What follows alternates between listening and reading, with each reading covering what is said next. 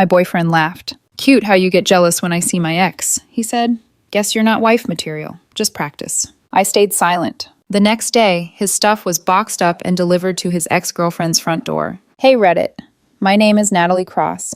I'm 32 years old, and for the last 6 years I've been running commercial build projects in Houston. Concrete schedules, inspection windows, labor gaps, vendor delays, weather problems, budget overruns. My days are basically organized chaos with a hard hat on top." My boyfriend, Evan Mercer, is 31.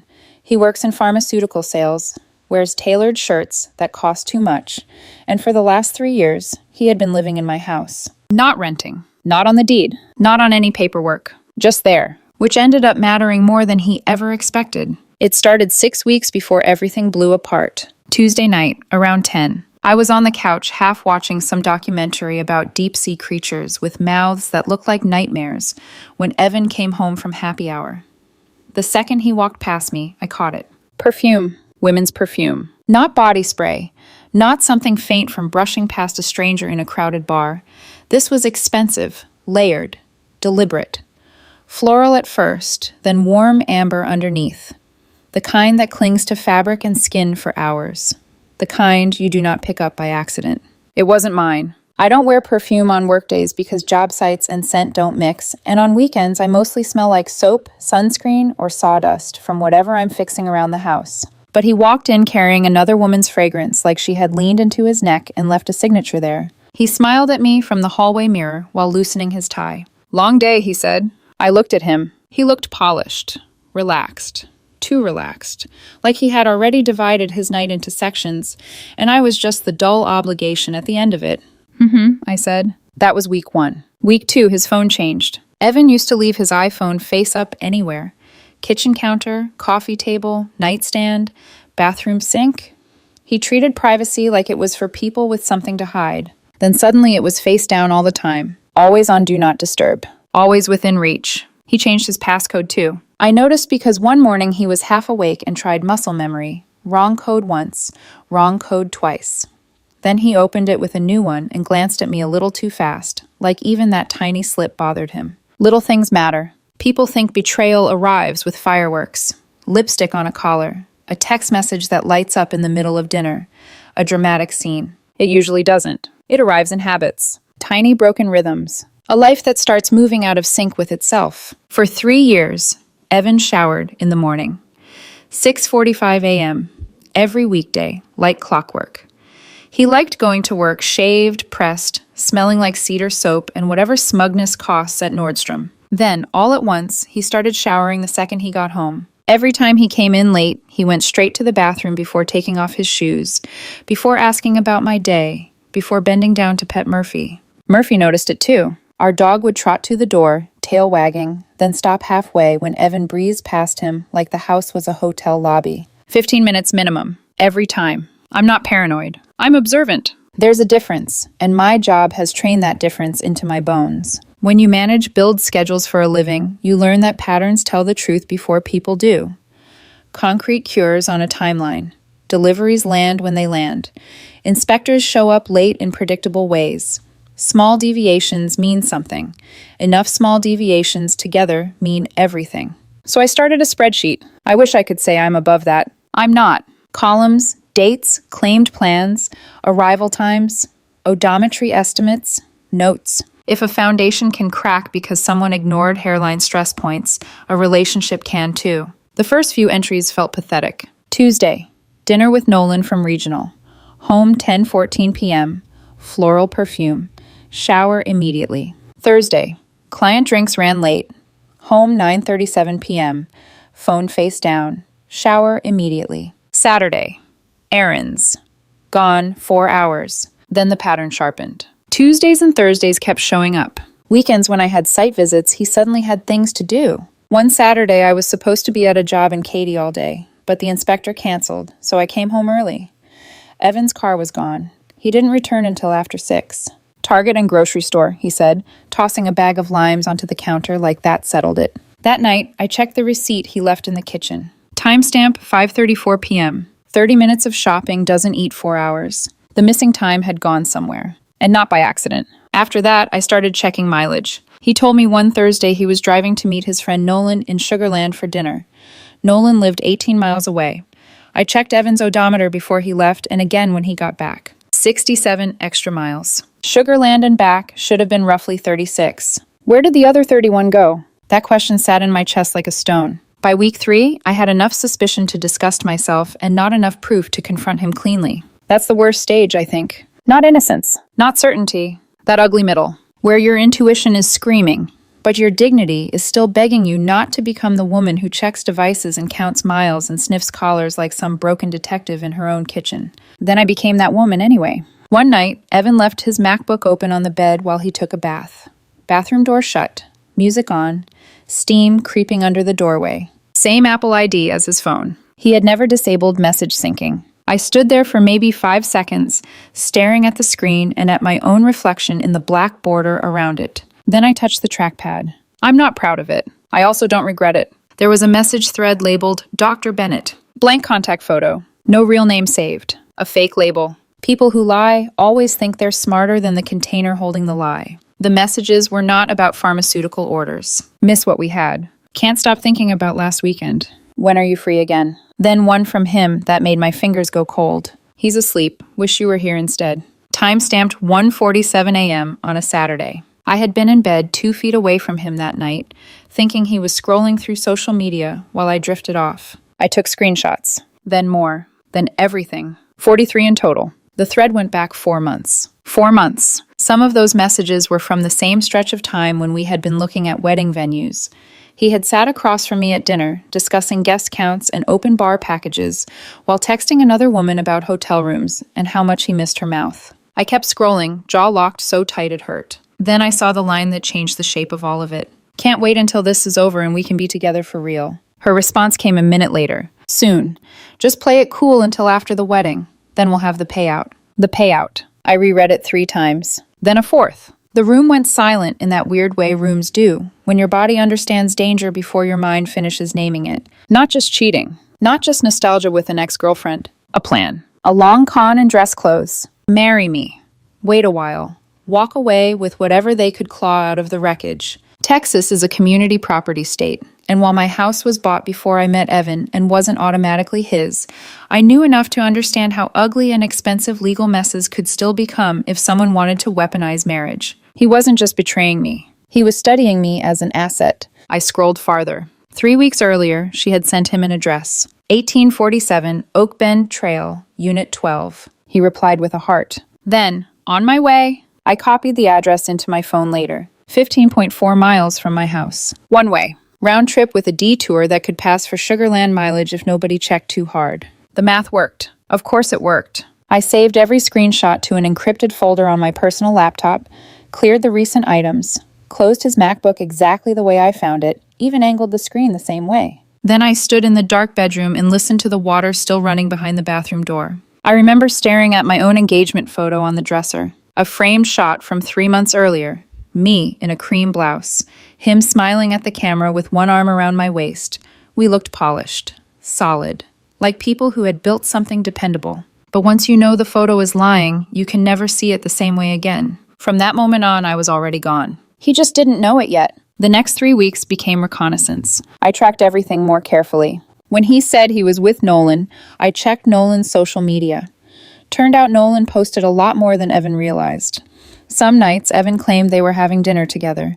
Nolan was at home posting photos of takeout and his kids building Halloween costumes on the floor. Time-stamped. 7 p.m., 8 p.m., 9 p.m. Domestic, ordinary. Very much not at a restaurant with my boyfriend. The lies were what bothered me most. Not even because they were cruel, because they were lazy. Like Evan assumed I was too trusting or too dull to connect basic dots. Or maybe he had already mentally left the relationship and was just wearing my life until his real one was ready. Either way, my answer was there. So there I was one Thursday night, watching him through the dark reflection of the television while he scrolled on his phone, looking handsome and bored and untouchable. I had the evidence, the messages, the mileage, the timeline, the pattern. But I needed one more thing before I moved. I needed him to say it to my face. How was dinner with Nolan? I asked, keeping my voice casual. He didn't look up. Good. Where'd you go? That place on Westheimer near Whole Foods. Smooth. No pause. No stumble. Like he had rehearsed it. I watched his reflection instead of his face. Sometimes people control their expressions better when they think you're not really looking. Interesting, I said. He glanced up then. Why? I let a beat pass. Then I said, weird, though. Nolan posted an hour ago. He was at home making costumes with his daughters. Looked pretty committed to glue guns and glitter. Silence. A tiny freeze. His thumb stopped moving across the screen. His shoulders tightened just enough for me to see it. That was the moment right before the mask slips. Right before people decide which version of themselves survives next. And in the reflection, I saw something colder than guilt gathering behind his eyes. I folded my hands into my lap and waited. When he finally says it out loud, he didn't panic. That was the first thing that told me everything I needed to know about who Evan really was. Most people, when they get caught, scramble. They deflect. They stutter. Reach for half-formed excuses, blame confusion, bad timing, anything that buys them a few more seconds of control. Evan didn't do any of that. He looked at me slowly, deliberately, like he was deciding whether I was worth the effort of lying to anymore. Then he smiled. Not the easy, charming smile he used at work events or when he wanted something from me. This one was different, sharper, colder, almost amused. So, he said, setting his phone down on the arm of the couch, I wasn't with Nolan. The room felt smaller, like the air had shifted and decided not to cooperate anymore. Murphy lifted his head from his bed in the corner, ears twitching, sensing something change that didn't have a name yet. I kept my voice even. Who were you with? He tilted his head slightly, studying me like I was a problem he'd already solved. Rachel, he said. His ex-girlfriend. He said her name like it didn't carry any weight, like he was mentioning a coworker or a barista who got his order wrong. We've been seeing each other again, he continued, reconnecting, figuring things out. I didn't move, didn't blink, didn't give him anything. What? He said after a second, leaning back into the couch. You're not going to react? I reached for my glass of water, took a slow sip, set it down carefully on the coaster. Keep going, I said. I'm listening. That threw him off. I saw it. Just a flicker. He wanted something explosive. Tears. Anger. A raised voice he could twist into proof that I was unstable, dramatic, too much. Instead, I gave him stillness. He leaned forward, elbows on his knees, warming up now like he was stepping onto a stage. You want the truth, he said? Here it is. His voice shifted. Confident. Cruel. You're not wife material, Natalie. You were never wife material. There it was. Said clean. Said easy. Like he'd practiced it. You're organized, sure. Reliable. You run your little projects. You keep everything in order. You make good money. He gestured vaguely around the room. You built a nice life.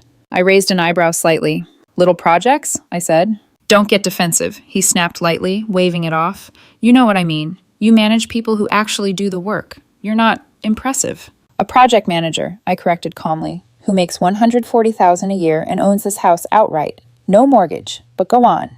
His jaw tightened for a fraction of a second. That wasn't part of his script. Whatever, he said quickly. That's not the point. He stood up, pacing now, energy building. The point is, you're safe, predictable, you were convenient. Each word landed like a measured drop of acid. Convenient for what? I asked. For now, he said, turning back to me. For stability, for a place to land while I figured things out. I nodded slowly. Figured what out? He smiled again. Whether I could get back what I actually wanted. Rachel. Of course. How long? I asked. He shrugged. Does it matter? Humor me. He let out a short breath like I was wasting his time. 4 months, he said. 4 months. The same number I had in my screenshots. The same timeline that stretched back into wedding planning and shared dinners and quiet nights where I thought we were building something real. Ever since we ran into each other at that charity event, he added. The one you didn't want to go to because you had to be up early. The Children's Hospital fundraiser. I remembered it. He had gone alone. Right, I said, that one. We started talking at the bar, he continued, almost nostalgic now. It was easy, like nothing had changed. Like we just picked up where we left off. He laughed softly. And honestly, it was kind of amazing how easy it was to lie to you. That one landed harder than the rest. You'd just nod, smile, believe whatever I told you, he said. Dinner with Nolan? Sure. Late meeting? Of course. You never questioned anything. I looked at him, really looked. Not at the man I thought I knew. At the one standing in front of me now. You thought that was trust, I said quietly. He shrugged. I thought it was convenient. There it was again. That word. Convenient. I see, I said. He stopped pacing, frustration creeping in now. God, this is exactly what I mean, he snapped. You're so flat. You don't even know how to react properly. Properly? I echoed. Yeah, he said, throwing his hands up. Where's the anger, the crying, the part where you fight for me? I let that sit between us for a second. Then I stood up slowly. We were close enough now that I could see the faint smudge of lipstick, not mine, along the edge of his collar. Fight for you? I repeated. He crossed his arms. Yeah, I held his gaze. You just told me you've been sleeping with your ex-girlfriend for 4 months, I said. That you've been lying to me consistently. That you see me as convenient. He didn't interrupt, didn't deny it.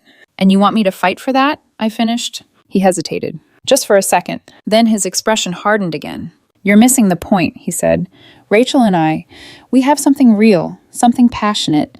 She understands me. She's not predictable, I offered. He didn't even try to hide it. Yeah, he said, exactly. And I am, I said. You are, he confirmed. I nodded once. Good to know. That seemed to irritate him more than anything else. Do you even care? He demanded. I'm processing, I said. That's not how normal people process, he shot back. I tilted my head slightly. And how do normal people process, Evan? They react, he said. They feel something. I picked up my glass again, took another sip, set it down. I am feeling something, I said. What? He challenged. Clarity.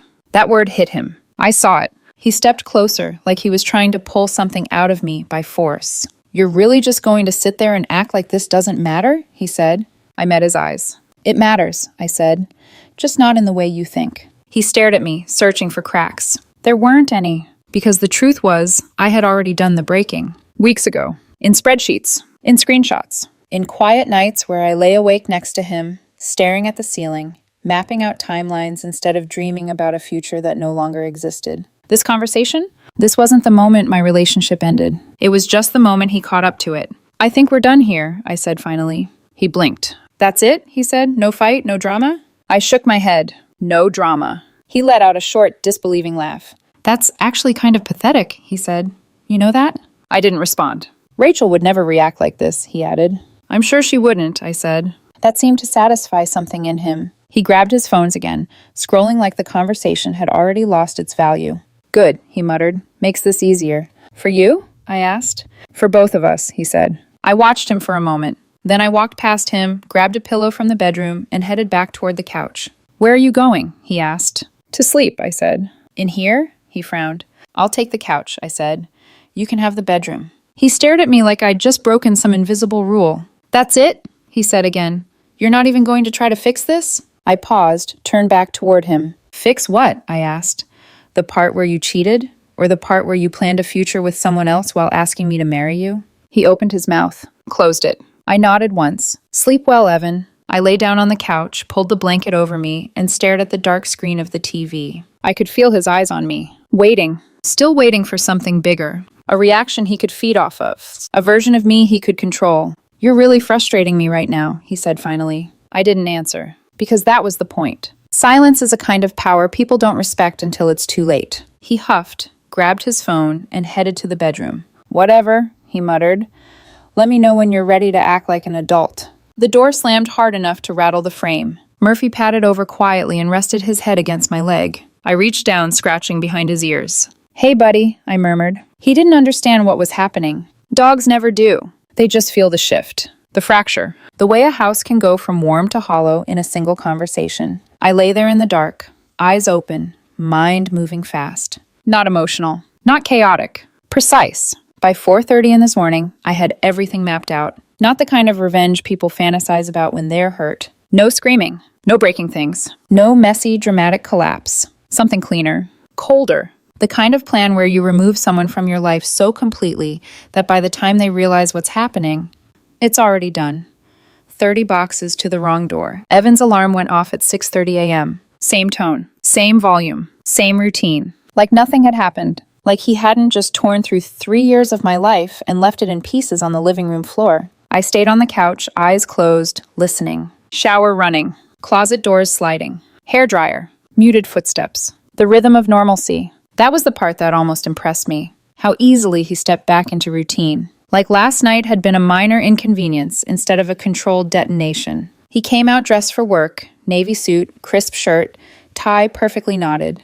Hair styled, cologne on, clean, polished, untouchable. He walked past me without stopping. Didn't say good morning. Didn't acknowledge me. Didn't even glance in my direction. Just grabbed his keys from the counter and checked his reflection in the hallway mirror, adjusted his cuff, straightened his tie, then he was gone. Front door opened, closed. His car started, faded down the street. I waited 5 minutes, long enough for him to be halfway to the freeway. Then I sat up and got to work. First call, my foreman. Hey, I need the day, I said. You good? Dante asked immediately. Yeah, I said, family situation. He didn't push. Got it, I'll cover Memorial City. Appreciate it. Second call, U-Haul. Boxes delivered in 20 minutes. I started in the bathroom. Everything on his side of the counter went into box 1. Toothbrush, cologne, face wash, hair products, the expensive aftershave he liked to brag about. I didn't rush, didn't throw anything, didn't break anything. Every item was placed neatly, systematically.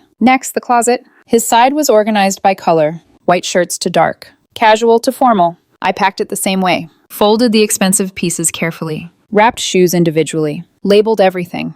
30 boxes. That's what 3 years of a life looks like when you reduce it to cardboard and tape. In the nightstand on his side, I found something I hadn't expected. A small black notebook. Underneath it, a prepaid phone. A burner. I stared at it for a second, then powered it on. Unlocked. No passcode. 4 months of messages. All of it. More detailed than what I had seen on the MacBook. Hotel confirmations. Photos. Voice notes. Receipts. They hadn't just been seeing each other. They had been planning. Meticulously. I flipped open the notebook. Wedding notes. Guest lists. Seating arrangements. Normal. Until page 43. 2 columns. My name at the top of one. Rachel's at the top of the other. Pros and cons. Like we were options on a menu. My column. Stable. Good house. Reliable income. Doesn't ask questions. Rachel's. Passion. Chemistry. Exciting. The one that got away. He had drawn small hearts next to her name. Hearts. While wearing the ring I had put on his finger. I took photos of every page. Every message.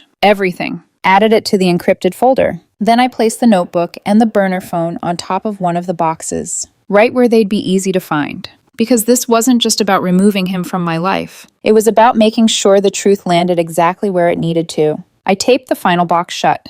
30, stacked neatly in the living room. Then I moved to the most important part. I opened my laptop. Typed, same day courier Houston. Top result. Booked it. Pick up my address. Delivery, 1847 Oak Bend Trail, Unit 12. Contact Evan's phone number. Special instructions. 30 boxes. Handle with care. Photo confirmation required. Total $340. Paid. Confirmed. Then I ordered pizza. Domino's. Large. Extra cheese. Jalapenos. The kind Evan always complained about. Too greasy, he'd say. I ate 2 slices standing in the kitchen while waiting. Not because I was hungry. Because I needed something normal in the middle of something surgical. The courier arrived 45 minutes later. 2 guys. Efficient. Professional. They didn't ask questions. Just loaded everything. 5 trips. In and out. Gone. The house felt different after that. Quieter. Lighter. Like something heavy had been removed, even though it hadn't technically left yet. I checked the tracking around 5:45 p.m. Status, delivered.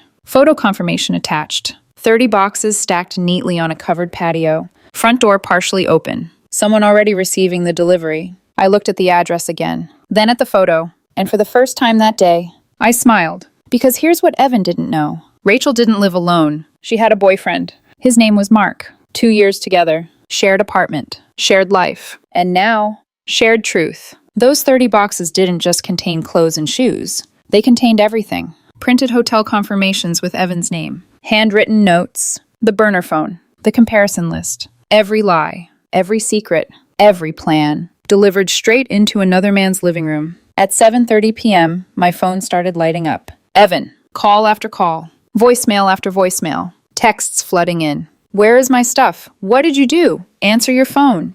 This isn't funny. You can't just take everything. I'm calling the police. You're insane. I didn't respond. I screenshotted everything. Saved it. Documented it. At 8:15 p.m., I heard his car pull into the driveway. Fast. Too fast. Door slammed. Footsteps hard, uneven. The front door flew open. Evan stormed in. He didn't look polished anymore. His tie was gone. Shirt wrinkled. Hair messy. Face flushed with anger. And something else. Panic. What did you do? He shouted. I was sitting on the couch. Murphy beside me. Remote in my hand. I didn't stand. Your belongings were professionally delivered this afternoon, I said calmly. 30 boxes. Fully insured.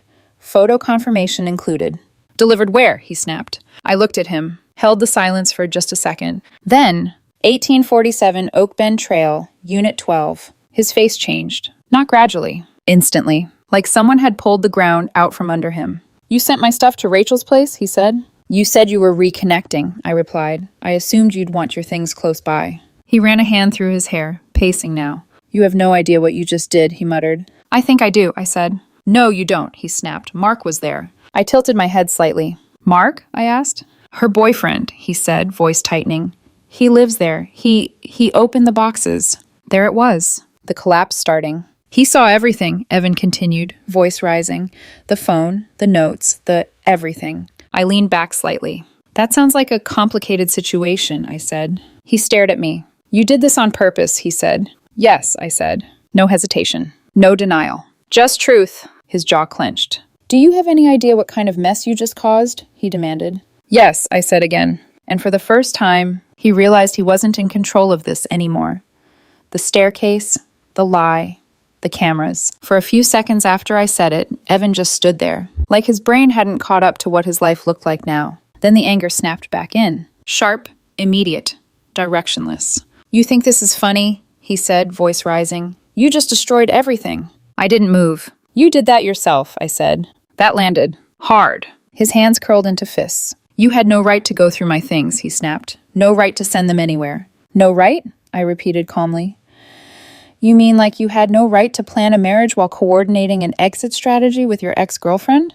His jaw flexed. "That's not the same thing," he shot back.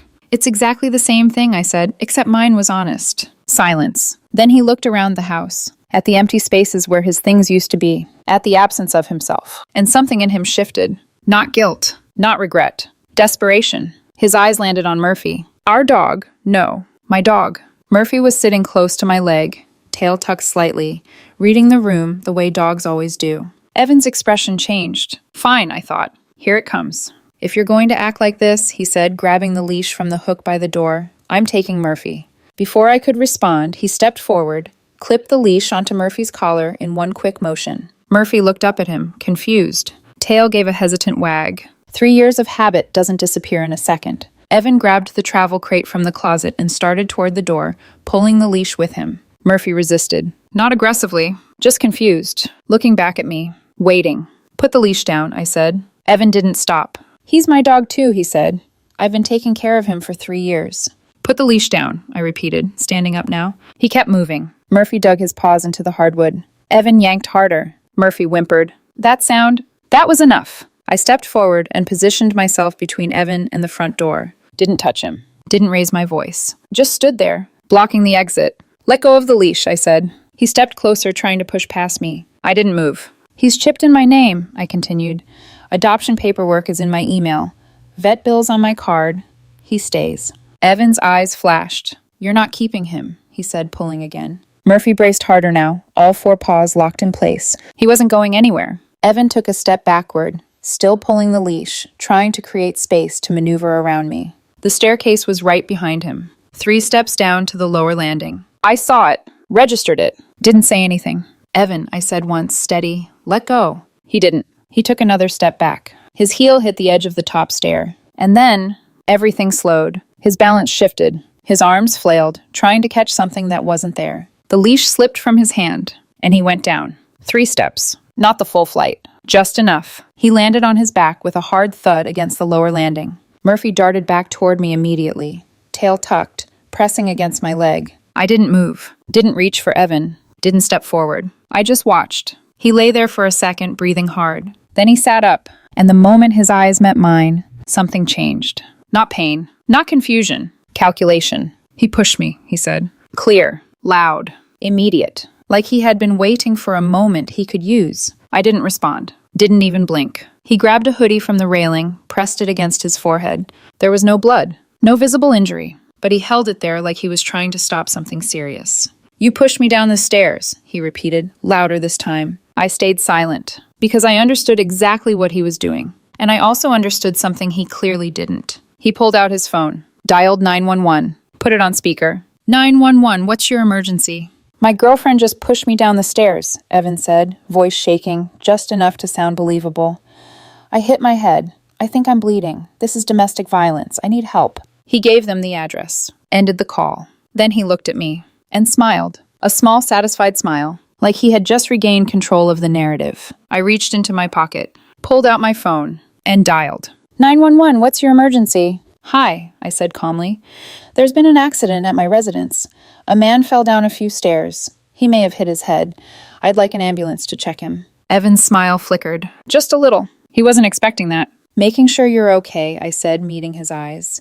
Head injuries can be serious. He stared at me, trying to figure out what angle I was playing. There wasn't one. That was the point. We waited. He kept up the performance. Heavy breathing. Occasional groans. Hand pressed dramatically to his forehead. At one point, he slid down against the wall like he was losing consciousness. Murphy stayed pressed against my leg, watching everything. Then, sirens. Police arrived first. 2 officers. They entered cautiously, already tense. Domestic calls always are. One officer went straight to Evan, who suddenly seemed very conscious again, explaining between breaths how I had pushed him. The other approached me. Ma'am, I need you to step outside with me. Of course, I said. I took a step, then paused. There's something you should know first, I added. He watched me carefully. I have interior cameras, I said.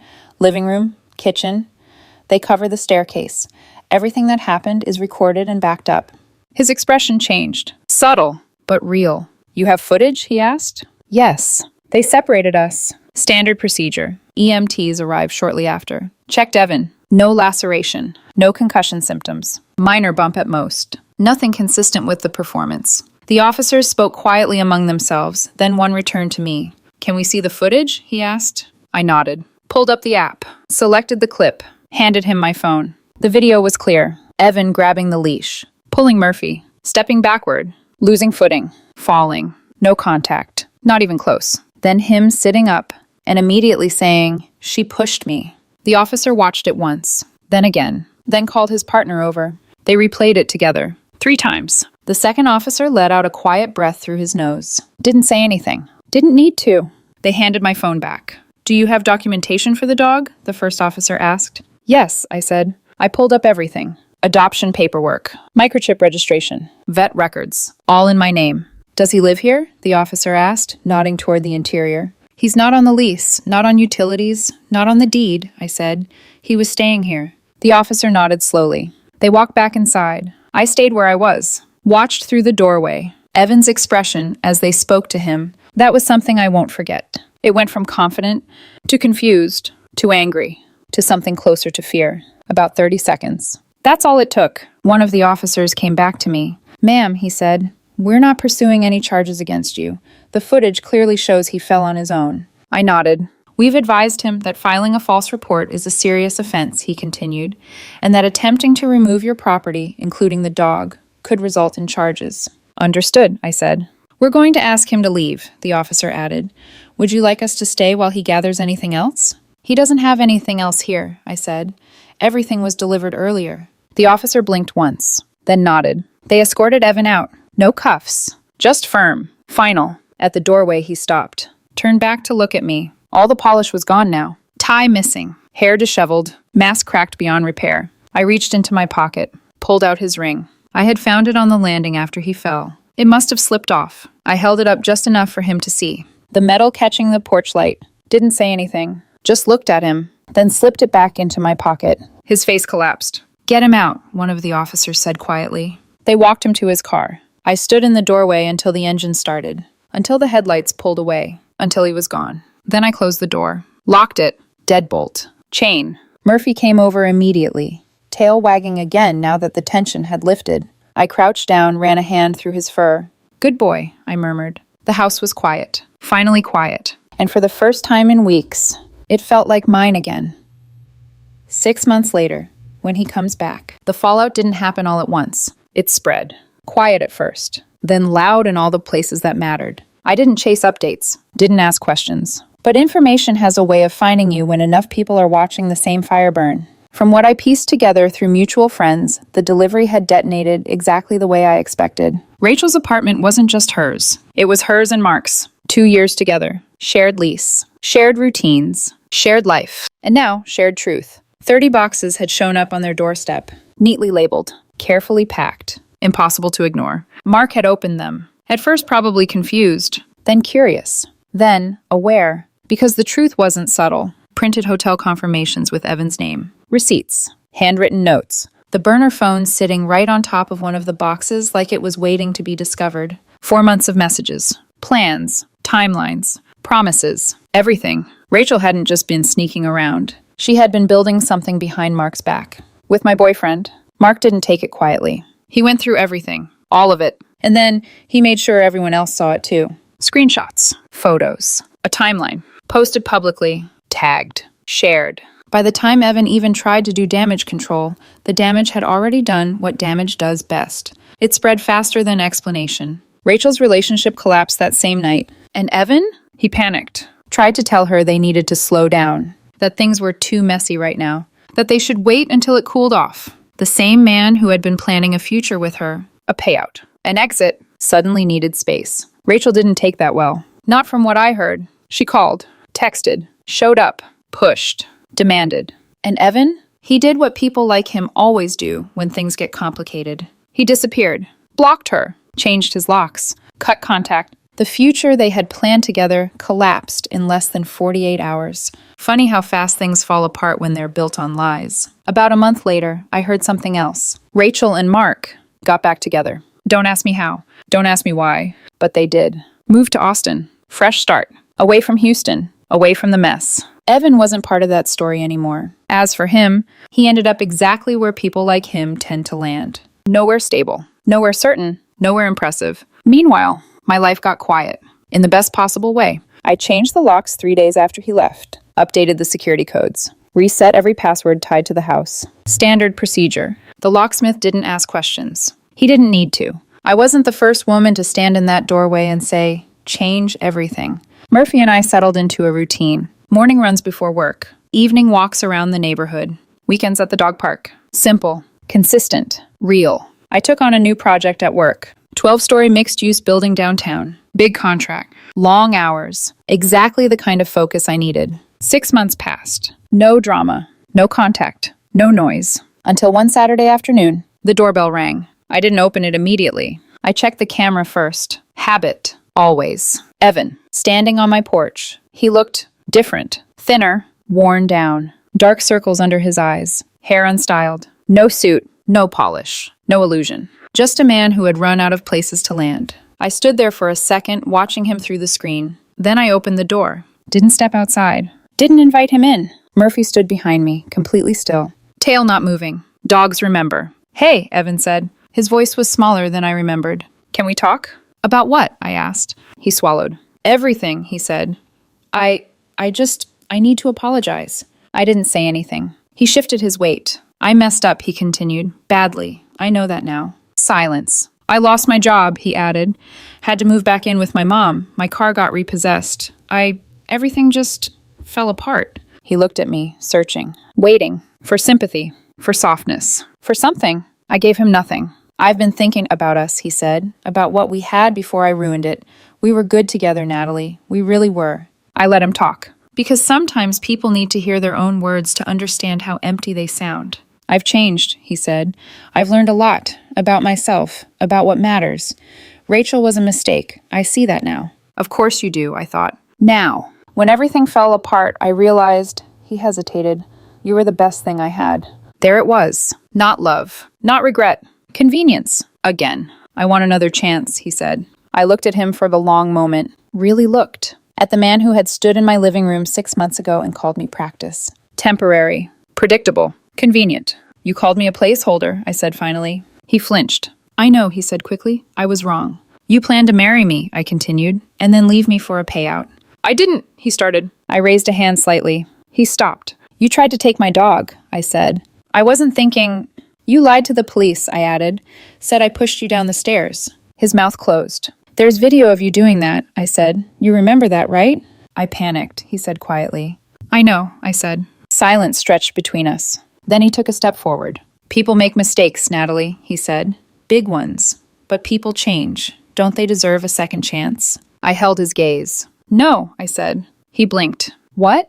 No, I repeated. You don't get a second chance. Not here. His face tightened. But I said I was sorry, he said. I admitted everything. What else do you want me to do? Nothing, I said. He frowned. That's the point. He stared at me, not understanding. There's nothing you can do, I said calmly. You made choices, every day, for 4 months. This is what those choices look like. His shoulders sagged slightly. I have nowhere else to go, he said. I can't do this alone. That almost made me laugh. Almost. You should have thought about that, I said, before you built a future on lies. He looked like he wanted to argue, to push, to try one more angle. But there wasn't one. Not anymore. I stepped back, hand on the door. Don't come back here, I said. Don't call, don't text, don't show up at my job. His eyes widened slightly. We're done, I finished. We've been done for 6 months. And then I closed the door, locked it. I stood there for a second listening. His footsteps. Slow, dragging. Then the sound of a car door opening, closing, engine starting, driving away. I didn't look. Didn't need to. Murphy pressed against my leg. I reached down, scratching behind his ears. Good boy, I said softly. The house was quiet. My house. My dog. My life. And for the first time in a long time, there was nothing left in it that didn't belong.